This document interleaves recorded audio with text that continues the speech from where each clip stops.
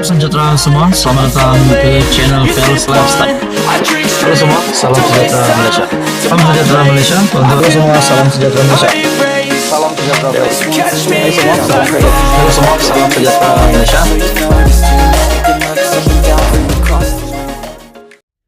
Halo semua, salam sejahtera Malaysia. Tuan-tuan dan puan yang amat dihormati semua. Pilihan raya kecil Kemaman yang akan diadakan pada 2 Disember ini. Kita juga sudah tahu calon daripada PAS, daripada Perikatan Nasional, yang akan bertanding untuk merebut semula kerusi Parlimen Kemaman yang kemenangan dibatalkan. Kemenangan yang dijulang oleh kepimpinan PN PAS pada PRU15 yang lalu, tetapi akhirnya dibatalkan kerana mahkamah memutuskan terdapat unsur rasuah. Nah, selepas kerusi Parlimen Kemaman dikosongkan, terdapat kabar angin, terdapat desas-desus Tun Dr. Mahathir yang akan bertanding bagi Parlimen Kemaman. Tetapi mana nama Tun Dr. Mahathir? Nah, saya boleh kata Tun Dr. Mahathir Mohamad, bekas Perdana Menteri Malaysia sebanyak 2 kali, dah tak ada harapan. Saya bukan berkata dalam pandangan lain. Maksud saya dah tak ada harapan untuk bertanding di Parlimen Kemaman disebabkan PAS Perikatan Nasional telah memuktamadkan bahawa calon untuk PN PAS yang bertanding di Parlimen Kemaman adalah itu Ahmad Samsuri Mokhtar. Nah, saudara-saudara yang amat dihormati, dalam sebuah perkongsian daripada Syabuddin Husin berkata, aduh, Hadi Awang rupanya masih belum putus asa nak jatuhkan kerajaan. PN masih berusaha menarik sokongan pemimpin UMNO yang tidak menyokong kerjasama parti itu dalam kerajaan perpaduan untuk bergabung dengan mereka, kata Abdul Hadi Awang. Presiden PAS berkata, pencalonan MB Terengganu Ahmad Samsuri Mokhtar di PRK Kemaman adalah persediaan untuk PN mengambil alih pentadbiran kerajaan. Nah, sebelum ini juga terdapat sebuah maklumat yang saya lihat di dalam media sosial yang berkata bahwa Ahmad Samsuri Mokhtar menjadi calon Perdana Menteri bagi Perikatan Nasional. Dan kata Ahmad Samsuri Mokhtar, itu orang cakap bukan saya yang cakap. Nah, adakah kita dapat kaitkan dengan kenyataan daripada Presiden PAS, Hadi Awang, yang berkata pencalonan MB Terengganu Ahmad Samsuri Mokhtar pada PRK di Kemaman adalah persediaan untuk PN mengambil alih pentadbiran kerajaan. Adakah Hadi Awang di sini sudah mengakui bahawa Ahmad Samsuri Mokhtar adalah calon PN bagi calon Perdana Menteri bagi Perikatan Nasional?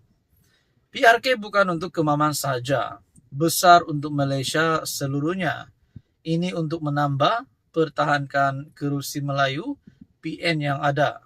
Kita sedang memujuk lagi UMNO kerana UMNO bukan semua sokong PH. Sedang pujuk lagi pihak lain untuk bergabung, katanya dalam ceramah perdana di Dewan Civic Kijal.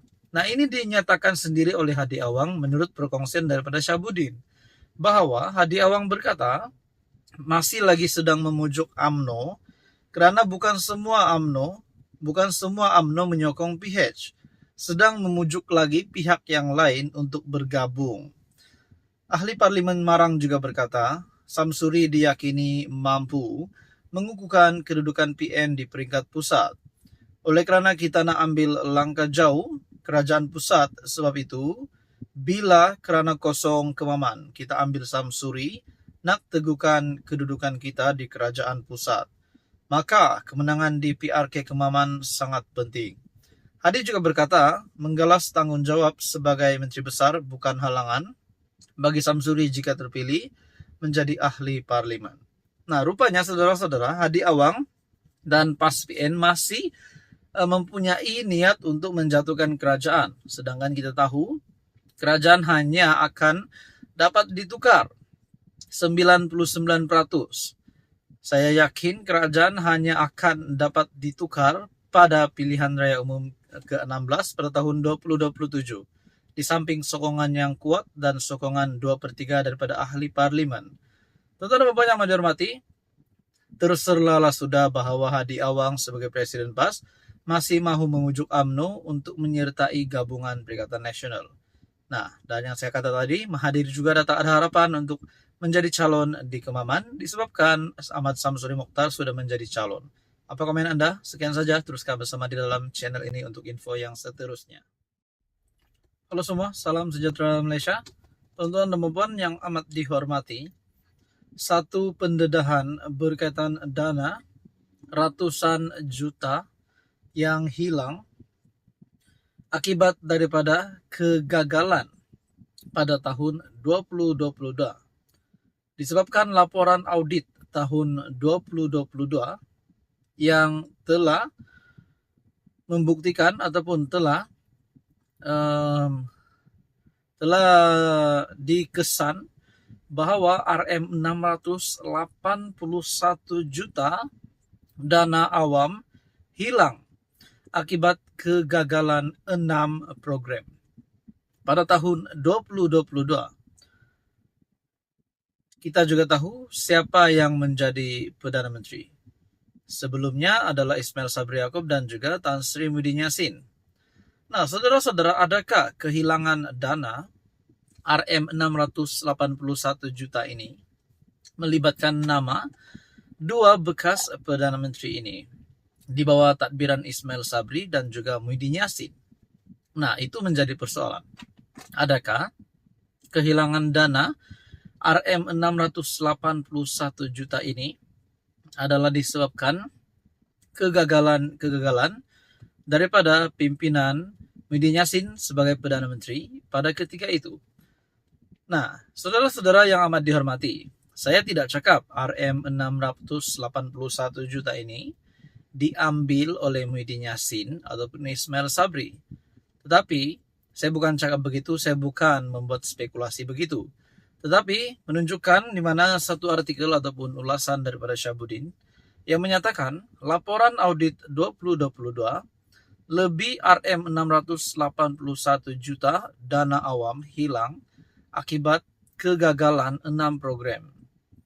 Laporan Ketua Audit Negara 2022 mendedahkan RM681 juta dana awam hilang susulan kegagalan pelaksanaan 6 inisiatif. Mengikut perincian laporan diterbitkan, kegagalan pengurusan program penanaman padi menyebabkan negara rugi RM660 juta, yaitu dana tertinggi yang dibazirkan. Diikuti pengurusan pembangunan hartanah Lembaga Pembangunan Langkawi RM14 juta, pengurusan dan kawal selia senjata api jabatan dan agensi di bawah Kementerian Dalam Negeri RM6 juta, pengurusan program pemeliharaan kawasan perlindungan marin RM0.49 juta, program galakan pelaburan bagi sektor perkilangan RM0.29 juta, dan pengurusan program bandar selamat RM0.12 juta. LKN 2022 juga mendedahkan sebanyak RM21.35 juta pembaziran dana awam meliputi 3 program, yaitu pengurusan pekerja asing bersepadu dan sistem pengurusan berpusat pekerja asing sebanyak RM19.39 juta. Pengurusan program pemeliharaan kawasan perlindungan marin RM1.04 juta, dan pengurusan program memperkasakan kapasiti, kebolehan dan daya saing industri pembinaan RM0.92 juta. Sementara itu, 2 program dikesan tidak melaksanakan pembayaran secara teratur, yaitu pengurusan program podium sukan elit RM147 juta dan pengurusan program memperkasakan kapasiti, kebolehan dan daya saing industri pembinaan RM0.05 juta. Nah, saudara-saudara, tuan-tuan dan puan, Apa komen Anda berkaitan dengan isu ini, berkaitan dengan artikel ini, di mana menyatakan laporan Ketua Audit 2022 lebih Rp681 juta dana awam hilang akibat kegagalan 6 program. Bagi saya ini pasti satu kejutan baru untuk kepimpinan politik Malaysia. Apa komen Anda? Teruskan bersama di dalam channel ini untuk info yang seterusnya. Mohon bantu channel ini dengan menekan butang like, share, dan juga subscribe.